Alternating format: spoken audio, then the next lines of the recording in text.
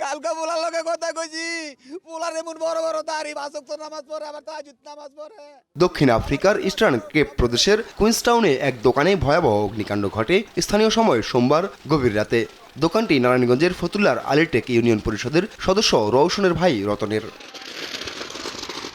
অগ্নিকাণ্ডের পরই স্থানীয় ফায়ার সার্ভিস এসে আগুন নিয়ন্ত্রণে আনে। ততক্ষণে ঝরে গেছে 6 প্রাণ।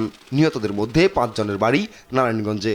এর মধ্যে ফাহিম, আপন আহমেদ ও নূর মোহাম্মদের বাড়ি আলিটেক ইউনিয়নের ক্রোকের চরে।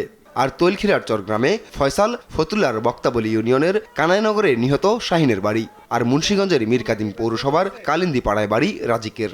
সকালে আমি খবর পাইছি দোকানে আগুন লাগছে, ওই সময় আর কি ওই সময় ভাবছি যে হয়তো বা ঠিক হয়ে যাবে সব কিছু।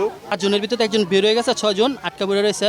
পাশের দোকানদার এরা অনেক চেষ্টা করছে, তালা তোলা ভাঙছিল, কিন্তু বের হইতে পারেনি। যে রুমটা বের হইব এই রুম দিয়ে আগুন। নিহতদের বাড়িতে চলছে শোকের মাতম। সন্তানকে হারিয়ে পাগল প্রায় বাবা মা। স্বজনদের আহাজারিতে ভারী চারপাশ।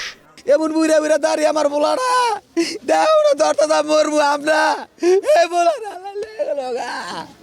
ও আল্লাহ গো, যে মারা গেছে 3টা মেয়ে রেখে থেকে গেছে, ছোট ছোট বাচ্চা, আবার একটা মেয়ে।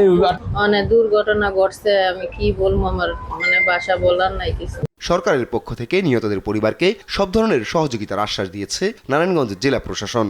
ওভারসিজের ক্ষেত্রে তো আমাদের পররাষ্ট্র মন্ত্রণালয় দপ্তরগুলো করে, সেগুলো তো তারা করবেই।